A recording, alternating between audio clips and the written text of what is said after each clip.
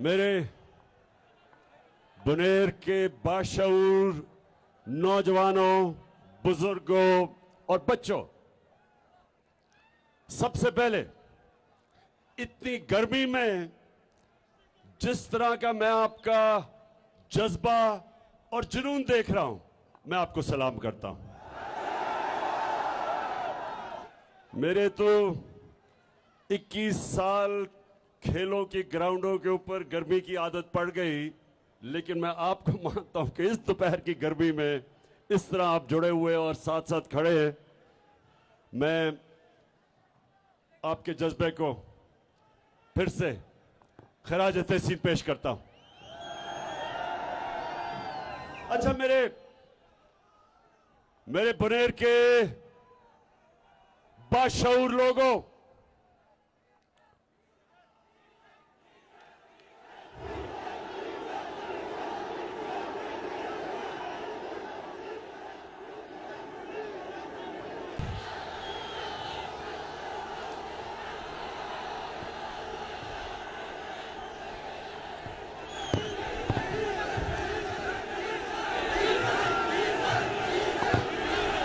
ये देखें, मुसलमान हमारे ईमान का हिस्सा है कि इज्जत भी अल्लाह देता है, और जब किसी को जिल्लत मिलती है तो अल्लाह की इजाजत के बगैर नहीं मिल सकती। तो जब भी कोई भी जलसे में मैं जाता हूं, अभी मैं तकरीर शुरू ही नहीं करता कि डीजल के नारे लगने शुरू हो जाते।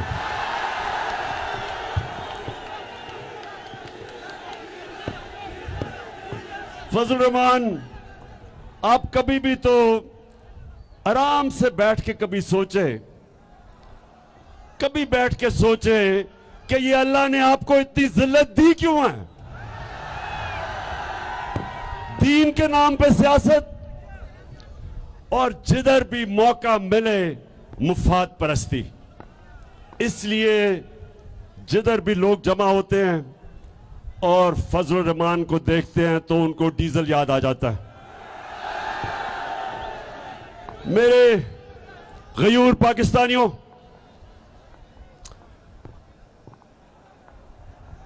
क्योंकि यहां बुनेर के लोग ऐसे हैं जो बाहर काम करके, मेहनत करके पाकिस्तान में पैसा भेजते हैं। वो समझते हैं कि दुनिया में इस वक्त हालात क्या हैं, और वो बैरून मुल्क पाकिस्तानी खास तौर पे समझते हैं कि जिस किस्म की बैरूनी साजिश के तहत ये इंपोर्टेड हुकूमत हमारे ऊपर मसल्लत हुई, कभी बैरून मुल्क पाकिस्तानियों ने इस तरह के एहतजाज नहीं किए। अमेरिका में, इंग्लैंड में, यूरोप में जिधर पाकिस्तानी थे, उन्होंने इस इंपोर्टेड हुकूमत के खिलाफ एहतजाज किए, और उन्होंने मुत्तहिद होके एक आवाज लगाई कि इंपोर्टेड हुकूमत नामंजूर। अब मैं आपको, क्योंकि आप बाशऊर नौजवान हैं, मैं देख रहा हूं सियासत आप समझते हैं,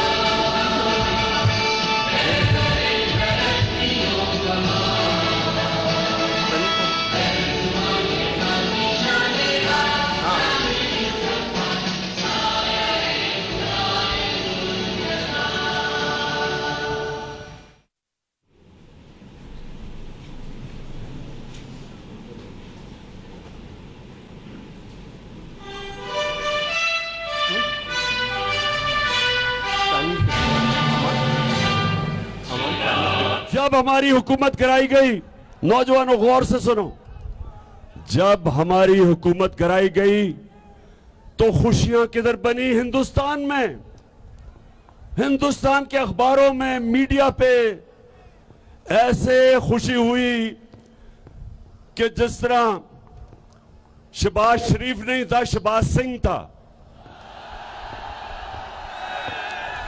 यानी उन्होंने उसको अपना बना लिया, क्योंकि शरीफ खानदान के बड़े गहरे ताल्लुकात हैं हिंदुस्तान की बिजनेस कम्युनिटी से। नरेंद्र मोदी घर में शादी पे बुलाया गया, खास तौर पे मोदी को बुलाया गया। वो आदमी जिसने सबसे ज्यादा मुसलमानों के ऊपर हिंदुस्तान में जुल्म किया, उसको इस शरीफ खानदान ने अपने घर शादी पे बुलाया। ये वो लोग हैं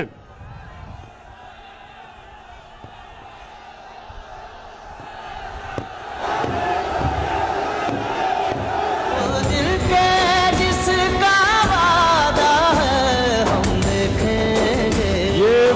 ये शरीफ खानदान जब नवाज शरीफ हिंदुस्तान गया तो कश्मीर के हुर्रियत लीडर से नहीं मिला, क्योंकि नरेंद्र मोदी नाराज हो जाता।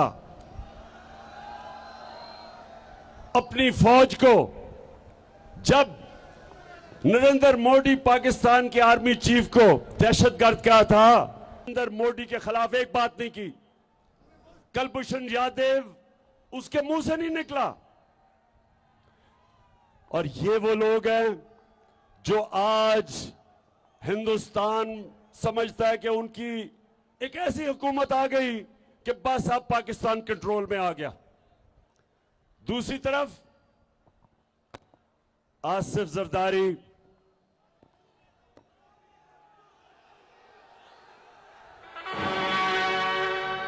जाग उठा है सारा। आसिफ जरदारी इस मुल्क की बहुत बड़ी बीमारी, और उसको बीमारी क्या है? पैसे की बीमारी है। वो पैसा देखता है तो उसका जिस्म कांपना शुरू हो जाता है, उसकी कांपें टांगनी शुरू हो जाती है। तो जरदारी उधर नवाज शरीफ और इसका खानदान ये इस साजिश का हिस्सा बने, और इन्होंने अमेरिका के साथ मिलके उनके एक डोनाल्ड लू, उनके एक अंडर सेक्रेटरी ऑफ स्टेट ने पाकिस्तान के एम्बेसडर को हुक्म किया कि इमरान खान को वजारत उज़्मा से हटाओ, नहीं तो हम तुम्हारे से अच्छे ताल्लुकात नहीं रखेंगे, बल्कि धमकी दी। और साथ ये कहा कि अगर तुम इमरान खान को हटा दोगे तो हम, क्योंकि पीछे चेरी ब्लॉसम बूट पॉलिश आएगा, तो हम बड़े खुश होंगे और माफ कर देंगे। के पांव तले। तो मेरे बजौड़ के बाशऊर लोगों, अब मेरी गौर से बात सुनो, गौर से सुननी है आपने बात कि हुआ क्या इस मुल्क के साथ, हमारे मुल्क के साथ हुआ क्या है। अच्छा, बनेर बनेर बनेर बनेर बनेर बनेर माशाअल्लाह, बड़े बाशऊर लोग हो माशाअल्लाह। एक एक चीज जानते हो, एक एक चीज मैं नोटिस कर रहा हूं, जो मैं बातें कह रहा हूं आपको समझ आ रही है। अच्छा, अब सुने हुआ क्या फिर। उनको वो मुरासला भेजता है 7 मार्च को, डोनाल्ड लू जो बात करता है हमारे एम्बेसडर से अमेरिका में, 7 मार्च को वो लिखा जाता है। 8 मार्च को अदम एतमाद की तहरीक इस्लामी में दाखिल होती है, और देखते देखते हमारे जो इत्तेहादी हैं उनको भी याद आ जाता है कि ओहो, तहरीक इंसाफ तो बड़ी बुरी पार्टी है। और साथ लोटे भी 20 लोटे गायब हो जाते हैं। तो अब जरा सुने, मैं तब कहता रहा कि ये पाकिस्तान की कौम के खिलाफ साजिश है। मैंने हर जगह का मुरासला दिखाया, असेंबली में, नेशनल सिक्योरिटी कमेटी में, काउंसिल में। सदर पाकिस्तान, आरिफ अलवी ने पाकिस्तान के चीफ जस्टिस को खत लिखा कि ये हमारे मुल्क में मुदाखलत हुई है, साजिश हुई है, इसके ऊपर इन्वेस्टिगेशन होनी चाहिए। अभी तक तो कुछ हुआ नहीं, लेकिन अब देखें कि अवाम से क्या हुआ है। मैं जरा अब आपको अपनी अवाम जरा मैं बताऊं कि आपसे हुआ क्या है। हम रहले सफा ये जरा सुने। हमें बड़ा शोर मचाया जी, तहरीक इंसाफ ने महंगाई कर दी, हर रोज महंगाई करें, टीवी प्रोग्राम देखें तो वहां कहे जी महंगाई है, जो अपोजिशन का असेंबली में मुंह खोले वो कहे महंगाई है। वो कांपे टांगने वाला बिलावल, उसने लॉन्ग मार्च कर दी सिंध से कि महंगाई मार्च है जी, लोगों कत्ल हो गया, माशी कत्ल हो गया। जो इनमें से टीवी पे आए कहे जी इमरान खान ने बिजली बढ़ा दी, कोई कहे इसने कोई गैस बढ़ा दी, कोई कहे आटा बढ़ा दिया। तो मैं आज अल्लाह का शुक्र अदा करता हूं, अल्लाह अल हक है, सच का खुदा है, सच नहीं छुपता। अल्लाह का हुक्म है कुरान में कि सच हमेशा लोगों के सामने आएगा। तो ये जरा आज देख लें कि इंपोर्टेड हुकूमत थे। अब जरा सुने, 3.5 साल में पाकिस्तान में आटे, हमारे दौर में आटा कितने कीमत बढ़ी 3.5 साल में? 326 रुपए। 20 केजी का जो आटे का थैला है हमारे दौर में वो बढ़ा 326 रुपए 3.5 साल में। 2 महीने में, इनके दौर के 2 महीने में आटा कितना बढ़ा? 422 रुपए। आटा बुनियादी चीज। और महमूद खान मुझे कह रहे हैं कि पख्तूनख्वा में उससे भी महंगा है, पंजाब से ज्यादा महंगा है। अब दूसरा सुने, चावल, बासमती चावल, 1 केजी चावल हमारे दौर में बढ़ा 3.5 सालों में 40 रुपए। इनके 2 महीने में 55 रुपए बढ़ा है, 2 महीने में। घी, अब जरा ये सुने, घी हमारे दौर में 1 लीटर 3.5 साल में घी कितना बढ़ा है? 213 रुपए। इनके 2 महीने में घी कितना बढ़ा है? 200 रुपया। 200 रुपया बढ़ा है।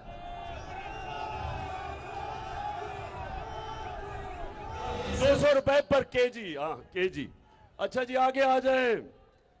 सब्जियां और फल, हमारे दौर में 1 केजी सब्जियां और फल, 1 केजी हमारे दौर में 3% बढ़े।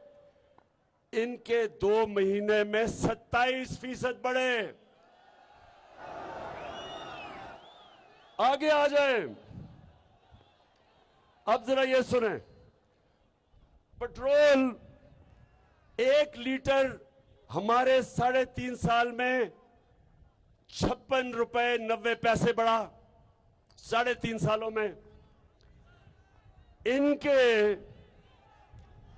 2 महीने में कितना बढ़ा है? 60 रुपए। 60 रुपए बढ़ गया 2 महीने में। लेकिन एक लीटर फजल रहमान कितना बढ़ा है? हमारे जमाने में 1 लीटर फजल रहमान 50 रुपए 70 पैसे बढ़ा है। इनके 2 महीने में 60 रुपया फजल रहमान बढ़ गया। और ये जो अभी मेरी कौम को इन गर्मी में, जो अब एक तो लोड शेडिंग है, इंतहा की लोड शेडिंग है, लेकिन अब जो असल लोगों के ऊपर जो बिजली की कीमत का बम फटने लगा है, वो आप जरा सुन लें। हमने अपने 3.5 साल में 1 यूनिट बिजली 6 रुपए बढ़ाई, 6 रुपए, इन्होंने 2 महीने में बिजली 10 रुपए बढ़ाई है यूनिट।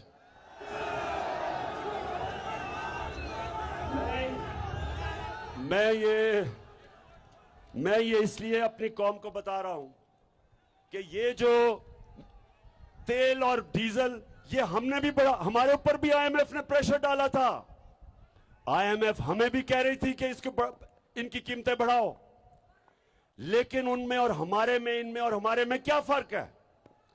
इनकी जो लीडरशिप है वो बाहर बैठी हुई है, पैसा बाहर है, घर बाहर है, जायदाद बाहर है, बिजनेस बाहर है, बच्चे बाहर हैं। इनको क्या कि पाकिस्तान में क्या हो रहा है, इनका पाकिस्तान में क्या स्टेक है? उनको क्या फर्क पड़ता है कि यहां लोग महंगाई के समुद्र में डूबेंगे? इनको क्या फर्क पड़ता है कि जब 1 लीटर डीजल और पेट्रोल 60 रुपए का बढ़ेगा 8 दिनों में, तो क्या आम आदमी की जिंदगी के ऊपर सिर्फ यही नहीं कि आपकी ट्रांसपोर्ट पे फर्क पड़ेगा, इसका हर चीज पे फर्क पड़ेगा। इसका बिजली के ऊपर, हर चीज के ऊपर पेट्रोल और डीजल का फर्क पड़ेगा, जिसकी वजह से हमने, जब हमें आईएमएफ ने कहा कि बिजली की कीमत बढ़ाओ, पेट्रोल और फजल रहमान की, तो हमने क्या किया? हमने आईएमएफ की कहने पे बजाय बढ़ाने के, हमने 10 रुपए लीटर कीमत कम की। हमने और जगह से पैसा निकाला, हमने अपने लोगों को रिलीफ दिया, महंगाई से बचाया, बिजली की कीमत रोकी बढ़ने से, अपनी और चीजें काटी, पेट काट के अवाम को बचाया, क्योंकि हमारा जीना मरना पाकिस्तान में है। इमरान खान ने बाहर कमाई की, मैं बाहर क्रिकेट खेलता था, मैंने बाहर कमाई की, सब कुछ बेच के मेरा सब कुछ पाकिस्तान में, जीना मरना पाकिस्तान में है। इनके लोग, नवाज शरीफ उधर बैठा हुआ है, जब छुट्टियां बाहर, ईदें बाहर, 24 दफा ये जब प्राइम मिनिस्टर था, इसने बर्तानिया के टूर किए, 24 दफा ये बर्तानिया गया, 22 दफा निजी दौरों पे, प्राइवेट दौरों पे। आसिफ जरदारी 50 दफा दुबई प्राइवेट दौरे किए उसने। इमरान खान ने एक प्राइवेट दौरा नहीं किया, क्योंकि मेरा घर पाकिस्तान है। तो ये लोगों को, इनको पाकिस्तान का कितना फिक्र होगी, ये देख लें। ये जो इन्होंने महंगाई का बम फटवा, एटम बम फेंका है, इनको क्या फिक्र है? ये हैं अमेरिका के गुलाम, ये आईएमएफ के गुलाम हैं, ये बाहर से डिक्टेशन लेते हैं, ये सारे फैसले करते हैं जो इनको बाहर से हुक्म मिलता है, क्योंकि इनका पैसा जब बाहर पड़ा हो तो बुनेर के नौजवानों ये सुन लो, अगर मेरा भी पैसा बाहर पड़ा होता तो मैं इनके सामने एब्सोल्युटली नॉट ना कहता, क्योंकि रूसियों का आज ताल्लुकात खराब है अमेरिका के रूसियों से। उनके रूसियों के बड़े बड़े अमीर लोगों की जायदादें जब्त कर रहे हैं, उनके बैंक अकाउंट जब्त कर रहे हैं। तो ये भी, इनको भी डर है, जरदारी और शरीफ को, इन दोनों खानदानों को, कि इन्होंने अरबों रुपया इस मुल्क का चोरी करके जो बाहर रखा हुआ है, ये कभी इनके सामने बात नहीं कर सकते। जब इनके दौर में 2008 से लेके 2018 तक 400 ड्रोन अटैक्स हुए पाकिस्तान पे, 400 ड्रोन अटैक, बेकसूर लोग मारे गए, औरतें बच्चे मारे गए, अमेरिका की जंग भी लड़ रहे हैं, और वो हमारे ऊपर ही ड्रोन अटैक कर रहे हैं। ये दुनिया की तारीख में कभी नहीं हुआ। लेकिन ये तो एक दफा इनके मुंह से नहीं निकला कि ये सारे इंसानी हकूक के खिलाफ है, ये इंटरनेशनल लॉज के खिलाफ है। कि आप फैसला करें दहशतगर्द कौन है और आप ही मार दें।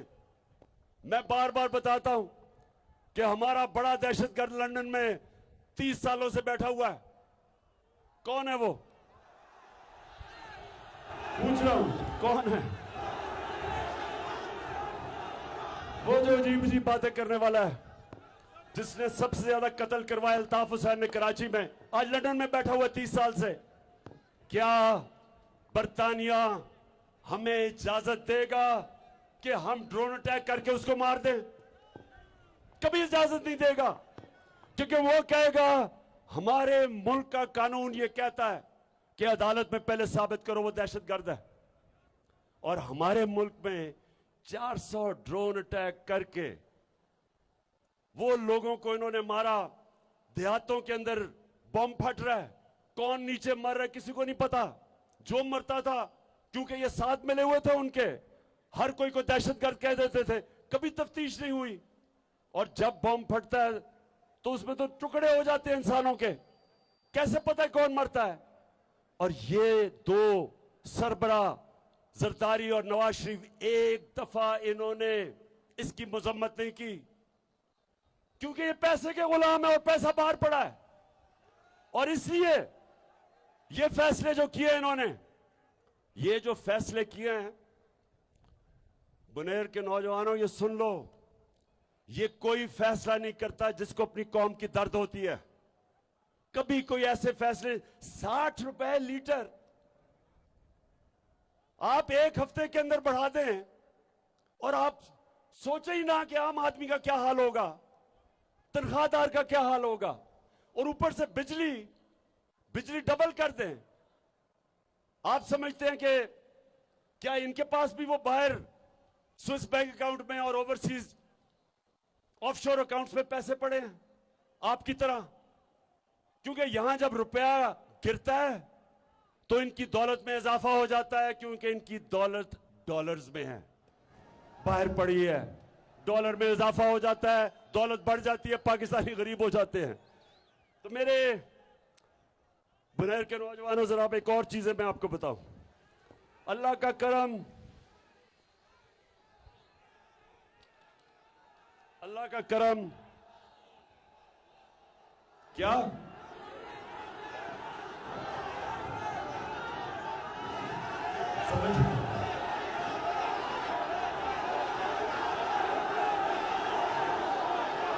अच्छा, ये तो मैंने आपको महंगाई बता दी। अब जरा गौर से, क्योंकि आप शऊर वाले नौजवान हो, बड़े गौर से सुनो कि हमारी माइशत को क्या हुआ है। बुनेर, ये जरा नौजवानों सुनना है आपने। जब हमारी हुकूमत थी, आखिरी 2 सालों में पाकिस्तान की दौलत में जो इजाफा हुआ, इसके बावजूद कि पाकिस्तान में कोरोना, बल्कि दुनिया में कोरोना तबाही मचा रहा था, कोरोना वायरस की वजह से दुनिया में कितनी तबाही थी, और इसके बावजूद कि जो हमें हुकूमत मिली थी वो बैंकरप्ट हुई थी, पैसा ही नहीं था, खजाना खाली था। उस दौर में हमें हुकूमत मिली, ऊपर से कोरोना आ गया। सुने जरा, आखिरी 2 साल में अल्लाह का करम है, इंसान कोशिश करता है, कामयाबी तो अल्लाह देता है। आखिरी 2 सालों में पाकिस्तान की जो दौलत का में इजाफा हुआ, जीडीपी ग्रोथ रेट जिसको कहते हैं, 5.6% था तीसरे साल में, और चौथे साल में 6% इजाफा था। यह समझ जाएं कि हमारी तारीख में यह तकरीबन सबसे वो दौर था जिधर सबसे ज्यादा इजाफा हुआ दौलत में। इस दौर में हमने जो किसानों की मदद की, हमारी जो 5 बड़ी फसलें हैं उनमें रिकॉर्ड पैदावार हुई, क्योंकि हमने किसानों को पैसा पूरा दिलवाया। जो गन्ने के किसान थे उनको बेचारों को पैसा नहीं मिलता था, शुगर माफिया उनको कम उनकी गन्ने की कीमत देता था, फिर पैसे भी नहीं साल तक देता था। हमने ये चेंज किया, उनको पैसे दिलवाए, पूरी कीमत दिलवाई, कानून बताया। जब उनके पास पैसा आया, उन्होंने अपनी जमीन पे लगाया, और हमने पिछले साल 4 बड़े फसलों में रिकॉर्ड हमारी फसलों की प्रोडक्शन हुई। इस साल फिर 4 फसलों में रिकॉर्ड प्रोडक्शन हुई सिवाय गंदम के। तो ये किसानों के पास पैसा आया। इंडस्ट्री अयूब खान के बाद सबसे ज्यादा इंडस्ट्री में पिछले 2 साल में तरक्की हुई। हमने अपने रिजर्व्स बिल्ड किए। रिजर्व्स का मतलब कि अगर आप फॉरेन एक्सचेंज रिजर्व नहीं तो आपके रुपए गिर जाता है, रुपए की कीमत कम हो जाती है, तो वो बिल्ड किए। तो जब इन्होंने साजिश से हमारी हुकूमत गिराई, जरा अब सुने 2 महीने में पाकिस्तान में क्या हुआ। हमारी जो रिकॉर्ड एक्सपोर्ट्स हो रही थी 10% मई के महीने में उसमें कमी आ गई है। उसका मतलब कि जो हमारा तिजारती खसारा है वो $4 अरब से बढ़ चुका है मई के अंदर। फिर हमारे जो रिजर्व्स थे, जो हमने मेहनत करके 3.5 साल में ऊपर लेके गए थे, वो वापस उधर आ गए हैं। जब हमारी हुकूमत आई थी तब $9.7 अरब के जो रिजर्व्स थे वो वापस उधर चले गए हैं। यानी हमने जितना ही रिजर्व्स ऊपर चढ़ाए थे वो सारे वापस चले गए हैं, और जिसकी वजह से 20% कमी हुई है रुपए में। आज रुपया 200 रुपए से ऊपर चला गया, डॉलर जो है वो 200 रुपए से ऊपर चला गया। इसकी अभी और मजीद महंगाई आएगी। और ये सिर्फ 2 महीने में जो हुकूमत हम छोड़ के गए थे और जो इन्होंने किया। स्टॉक मार्केट 10% नीचे गिर चुकी है। इसका मतलब 700 अरब रुपया स्टॉक मार्केट से निकल चुका है। और फिर जो सूद है 15.5% सूद पहुंच गया है। ये 98 के बाद सबसे ज्यादा पाकिस्तान में सूद है, जो अब हमारी इंडस्ट्री को अफेक्ट करेगा, बिजनेसेस को अफेक्ट करेगा। तो मैं ये इसलिए कह रहा हूं कि ये जो अब हमारे हालात हैं, हम जब ये छोड़ के गए थे नून लीग वाले, और जब ये इनके 2 दौर में हमेशा पाकिस्तान की एक्सपोर्ट्स वहीं की वहीं रह जाती है। दौलत में तो तब इजाफा होता है जब एक्सपोर्ट्स बढ़ती है। लेकिन जो अब हालात हैं, जो इंटरनेशनल एजेंसी जिसको मूडीज कहते हैं, जो फैसला करती है कि हुकूमत की माइशत की क्या हालात हैं, हम जब आए थे हमारे मूडीज ने माइनस ग्रेडिंग दी हुई थी, हम उसको लेके गए स्टेबल पे, अब फिर वो नीचे आ गई है। इसका मतलब कि पाकिस्तान के लिए कर्जे लेना बहुत मुश्किल होगा, बाहर के बैंकों से कर्जे, क्योंकि उन्होंने रेटिंग नीचे कर दी। ये सिर्फ 2 महीने में हुआ है। तो मैं आज पूछना चाहता हूं, मैं आज अपने उन लोगों से पूछना चाहता हूं, हमारे मुल्क के न्यूट्रल से पूछना चाहता हूं कि जब आपने फैसला किया कि हम न्यूट्रल हो जाते हैं, बिस्मिल्लाह, बहुत अच्छी चीज है।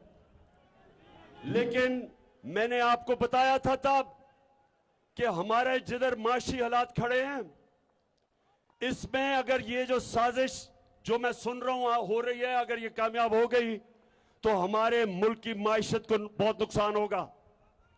मैंने शौकत तरीन हमारे फाइनेंस मिनिस्टर को भी कहा कि उनको आगाह करो कि ठीक है न्यूट्रल बड़ी अच्छी चीज है, लेकिन मुल्क की सालमियत भी बड़ी जरूरी है। मुल्क अगर मजबूत होगा तो हम अपना दिफा कर सकते हैं। अगर मुल्क की माइशत अगर वो गिरना शुरू हो जाए तो मैं बार बार सोवियत यूनियन की मिसाल देता हूं। दुनिया की 2 सबसे ताकतवर मुल्क थे, अमेरिका और सोवियत यूनियन। दुनिया की 2 सबसे ताकतवर फौजें थी, अमेरिका की और सोवियत यूनियन की। लेकिन जब सोवियत यूनियन की माइशत जब वो नीचे गई तो मुल्क टूट गया, सोवियत यूनियन टूट गई। तो मैं आज अपने न्यूट्रल्स को यह कहना चाहता हूं कि देखें, ये जो बातें कर रहे हैं कि जनाब इमरान खान के ऊपर गद्दारी का मुकदमा चलाया जाए, पहले मुझे जरा इन लोगों से सबसे पूछता हूं मैं कि लोग क्या ये जरदारी और नवाज शरीफ मेरे पे गद्दारी का मुकदमा चलाएंगे? वो लोग जो जिनका है सब कुछ है, क्या वो लोग जो एक जरदारी हुसैन हक्कानी के साथ अमेरिकनों को कह रहे हैं कि मुझे पाकिस्तानी फौज से बचा लो, वो मेरे पर मुकदमा करेगा गद्दारी का? और क्या वो नवाज शरीफ जो इस मुल्क में सजा याफ्ता, जो पकड़ा गया पैनामा के अंदर, जो इसने बेटी के नाम पे 4 अरबों रुपए की प्रॉपर्टीज लंदन में ली थी, सजा याफ्ता मफरूर झूठ बोल के बाहर भागा हुआ, क्या वो मुझे फैसला करेगा कि मैं गद्दार हूं? मैं आज सारे अपने पाकिस्तानियों से कहना चाहता हूं कि देखें, ये जो साजिश है ये इमरान खान के खिलाफ सिर्फ इसलिए है कि इमरान खान अगर हटता है रास्ते से तो रास्ता साफ हो जाता है इस तरह के लोगों की जो इस मुल्क का पैसा लूट के बाहर लेके जाए। ये वो लोग हैं जो 30 साल से हुकूमत कर रहे हैं। पाकिस्तान में 2 खानदानों ने 30 साल हुकूमत की है, शरीफ और जरदारी खानदान ने, और मुल्क को मकरूज इमरान खान ने किया। 30 साल आपने हुकूमत की है, हमने मुल्क को उधर से ऊपर निकाल के सस्टेनेबल ग्रोथ यानी कि सही रास्ते पर लगाया, पटरी पर चढ़ाया, साजिश से गवर्नमेंट करवा के। और अब जब इन्होंने देखा कि सारी कौम आज इस साजिश को समझ बैठी है, इसके खिलाफ है, इन गद्दारों के और चोरों के, तो आज ये कोशिश कर रहे हैं कि इमरान खान को रास्ते से हटाए गद्दारी का मुकदमा करके। सब तख्त गिराए जाएंगे, हम देखेंगे, लाजिम है कि हम भी देखेंगे, हम देखेंगे। जब IMF ने हमारे पे भी जोर लगाया कि ये कीमतें बढ़ाओ, अवाम पे खर्चे कम करो, हमने IMF का प्रेशर बर्दाश्त किया। और ये याद रखें, हम वो मुल्क हैं जिसने पहली दफा इस मुल्क की तारीख में जो सबसे बड़ा फलाई काम, सेहत कार्ड, जो हर खानदान को हम हेल्थ इंश्योरेंस दी कि कोई भी जाके किसी भी अस्पताल में अपना इलाज करवा सके, ये कभी पाकिस्तान की तारीख में ऐसा काम नहीं हुआ। बजाय ये कि खर्चे कम करते, हमने सेहत कार्ड लेके आए। पंजाब के अंदर 400 अरब रुपए का सबसे बड़ा प्रोजेक्ट। फिर हमने एहसास प्रोग्राम से निचले तबके की मदद की, औरतों को हुनर, पैसे जो सबसे गरीब तबका था उनको पहुंचाए। फिर कामयाब जवान पे सस्ते कर्जे, बल्कि सूद के बगैर कर्जे, और घरों के लिए सूद के बगैर कर्जे दिए। बजाय हम लोगों पे बोझ डालते, हमने लोगों से बोझ कम किया। और उधर फिर पेट्रोल और डीजल के ऊपर हमने सब्सिडी दी, बोझ कम किया लोगों पे। वो इसलिए कि हमारा जीना मरना पाकिस्तान में है। मैं किसी इंपोर्टेड हुकूमत का, किसी बाहर की सुपर पावर के सामने घुटने टेकने वाला नहीं हूं। और राजी करेगी खल्के खुदा, जो मैं भी हूँ और तुम भी हो, हम देखेंगे, लाजिम है कि हम भी देखेंगे, हम देखेंगे। अब ये मैं आगे आपको बता दूं कि ये इंपोर्टेड हुकूमत क्या करने लगी है। माइशत की तो इनको भी तैयारी नहीं थी, बिल्कुल तैयारी के बगैर ये पहुंचे और वो देख ही लिया माइशत का हाल। लेकिन ये करने क्या जा रहे हैं, ये जरा सारी कौम के सामने, क्योंकि मैंने अपना लाएमल भी दूंगा आखिर में, सारी कौम समझ ले कि ये क्या करने जा रहे हैं। सबसे पहले अपने करप्शन के केसेस खत्म करने जा रहे हैं, नैब को खत्म करने जा रहे हैं। जिधर अरबों रुपए के इनके ऊपर करप्शन के केसेस वो खत्म हो जाएंगे। शरीफ खानदान पे 40 अरब रुपए के करप्शन के केस है। आसिफ जरदारी के ऊपर ओमनी ग्रुप के फेक अकाउंट्स के केसेस पड़े हैं, सब माफ हो जाएंगे, सबको एनआरओ मिल जाएगा। वो जो अभी तुर्की में चेरी ब्लॉसम बूट पॉलिश, उधर अभी तुर्की गया हुआ था, तो सदर अर्दोगान के खाने पे उसने अपने बेटे को वहां बैठाया हुआ था, जो कि मफरूर है या भागा हुआ है यहां से, क्योंकि मकसूद चपड़ासी के केस में वो फंस रहा था, एफआईए के, मुल्क छोड़ के भागा हुआ है, उसको उसने इंग्लैंड से बुलाया। और इतनी शर्म की बात है कि एक बायर के सदर के सामने एक मफरूर को बैठाया हुआ था।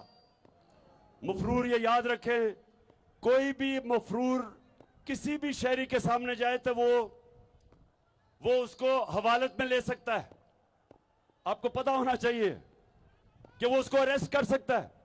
तो वो वहां सदर के साथ बैठा था। और इससे क्या साबित होता है कि ये जब से चोर आए हैं, इस मुल्क की अखलाकियात भी तबाह।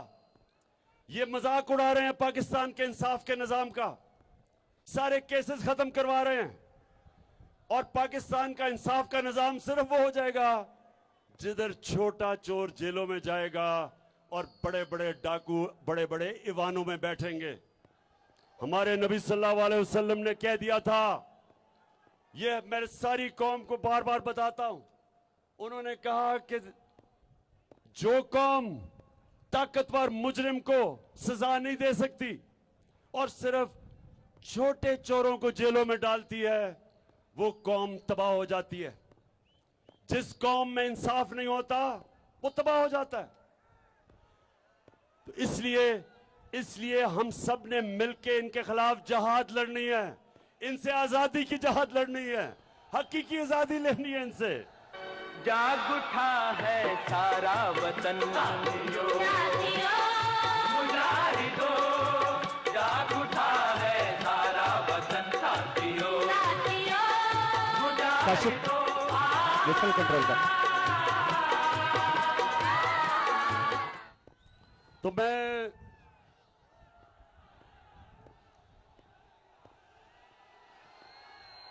क्या चीज, अच्छा सुने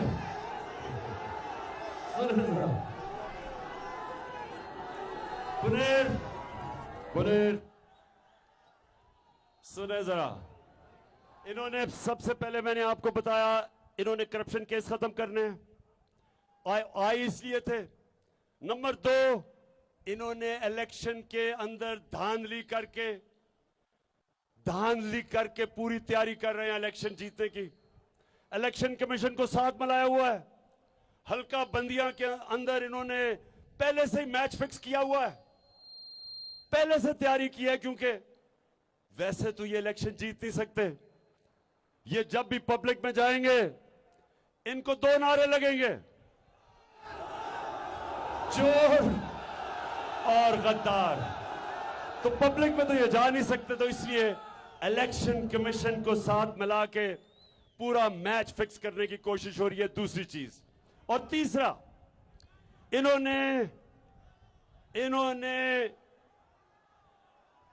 इन्होंने पुलिस को साथ मिला के झूठे केसेस बना के इन्होंने पूरा कोशिश की है कि अब ऑपोजिशन को ये क्रश कर दे, तबाह कर दे, दबा दे। कभी जो जुल्म हुआ था, जो 25 को और 26 की रात को जिस तरह पुलिस ने जुल्म किया है, कभी किसी जमहूरी गवर्नमेंट के दौर में इस तरह का जुल्म नहीं हुआ। 2 दफा ऐसे जुल्म हुए थे, दोनों दफा मार्शल लॉ था। कभी जमहूरियत के अंदर इस तरह का जुल्म मैंने नहीं देखा। जिस तरह इन्होंने शेलिंग की, पता था कि सामने औरतें, बच्चे, फैमिलीज, कोई इन्होंने बेदर्दी से जो शेलिंग की, ऐसे आप सीन मकबूजा कश्मीर में देखते हैं जिधर हिंदुस्तान कश्मीरियों के ऊपर जुल्म करता है। ऐसे सीन जो जनरल डायर ने, जब गुलाम हिंदुस्तान था अंग्रेजों का 1919 में, उसने लोगों के ऊपर इस तरह जुल्म किया था। कभी अपने शहरियों के ऊपर कोई ये नहीं करता। और ये इन्होंने किया क्यों था? एक वजह से, दहशत फैलाने के लिए, खौफ फैलाने के लिए। बनेर के नौजवानों, ये मेरे गौर से आप बात सुनो, ये समझना है आपने। ये कोशिश क्या कर रहे हैं? ये खौफ दिलवा रहे हैं, लोगों को डरा रहे हैं। झूठे केसेस थानों में, पुलिस घरों के अंदर घुस गई, ना चादर ना चार दीवारी की परवाह की। उधर घुस के इन्होंने जुल्म किया लोगों पे, सिर्फ एक वजह से, खौफ फैलाने के लिए, कौम को डराने के लिए। तो मैं नौजवानों, अपनी कौम को एक आज पैगाम देना चाहता हूं। गौर से मेरा पैगाम सुन लें।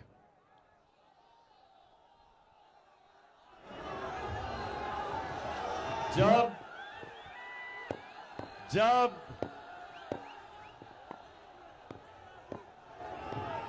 जब हजरत इमाम हुसैन निकले, पता था कि यजीद के पास बड़ी फौज है। हक और सच के रास्ते पे जब निकले तो कूफा के लोगों को पता था कि हजरत इमाम हुसैन सच और हक पे खड़े हैं, लेकिन उन्होंने उनकी मदद नहीं की, क्योंकि वो यजीद से खौफजदा थे, यजीद के जुल्म से खौफजदा थे। उन्होंने उनकी मदद नहीं की, पता होते हुए कि वो राय हक पे खड़े हैं। और वो सारी, जब तक क़यामत तक कूफा के लोग पछताएंगे कि क्यों नहीं उन्होंने उनकी मदद की, क्यों उन्होंने इतना बड़ा हमारी इस्लाम की तारीख में सान्या होने दिया। हमेशा वो पछताएंगे।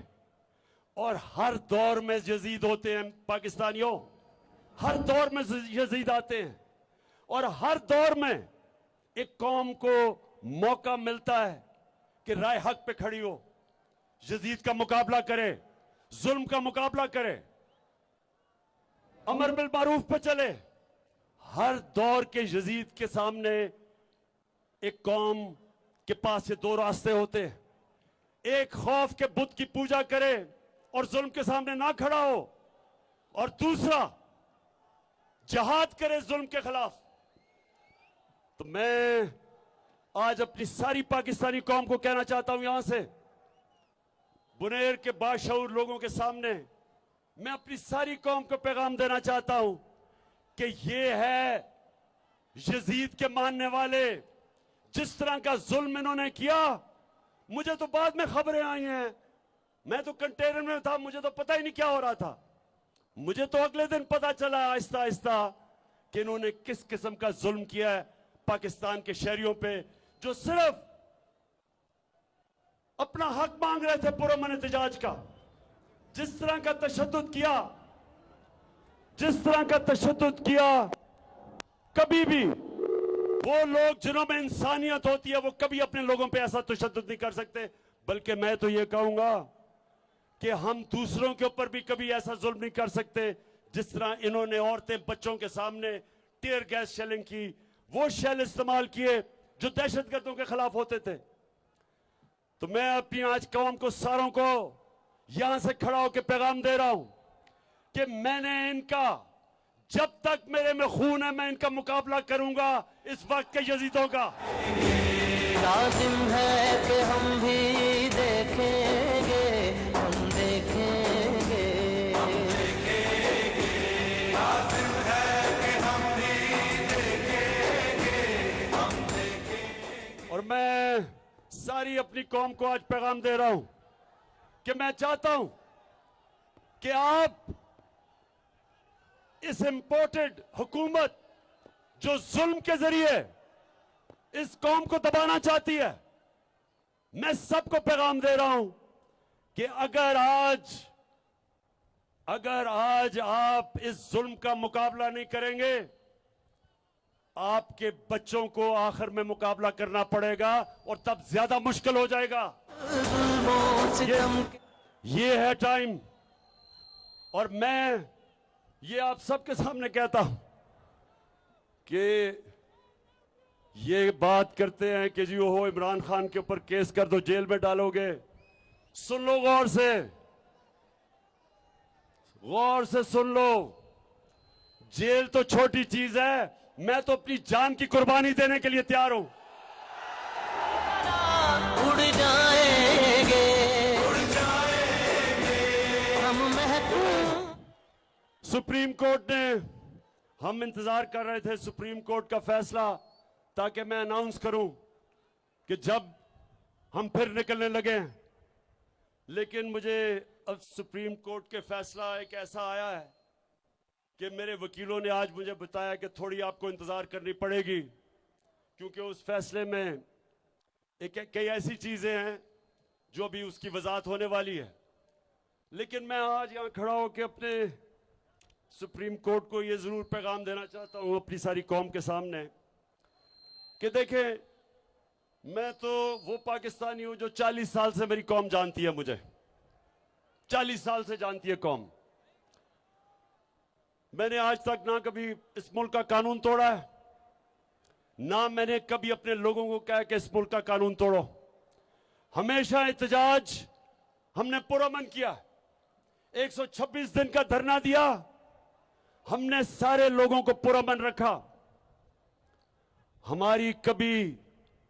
हम कभी नहीं चाहेंगे कि हम इस मुल्क का कानून तोड़ें और हमारी कौम का अपनी सिक्योरिटी एजेंसीज के सामने, अपनी पुलिस, अपने रेंजर्स के सामने उनका क्लैश हो, उनमें इंतशार हो।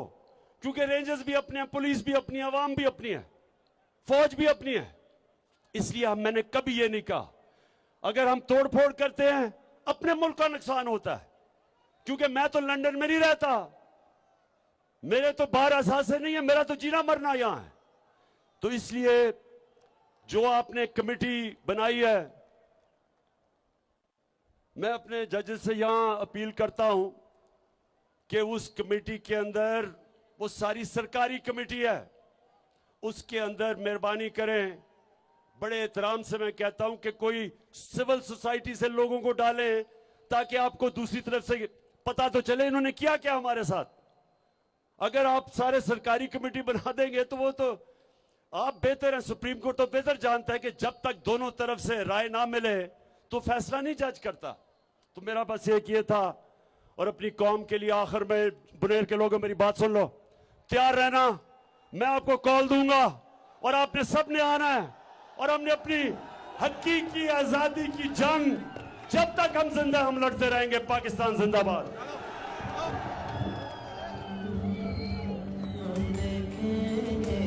लाजिम है कि हम भी देखेंगे, हम देखेंगे, हम देखेंगे। लाजिम है कि हम भी देखेंगे, हम देखेंगे। वो दिन के